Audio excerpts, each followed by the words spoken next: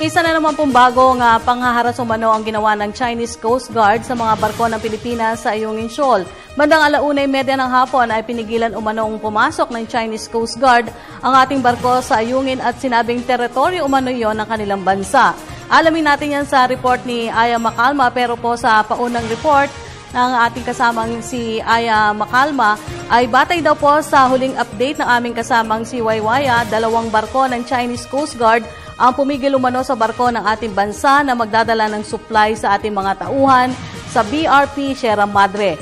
700 yarda ang layo ng kanilang barkong sinasakya mula sa barko ng China at tanaw na nila ang BRP Sierra Madre nang pilit itong pinaalis sa lugar.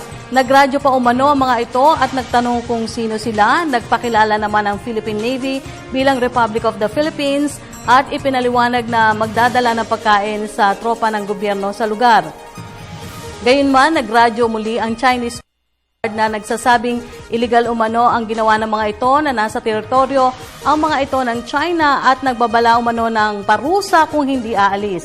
Gayunman, hindi umurong ang barko ng Pilipinas, sa halip po ay iwinagayway nila ang ating bandila. Ang naturang pong report ay pinadala ng ating kasamang si Waywaya Macalma.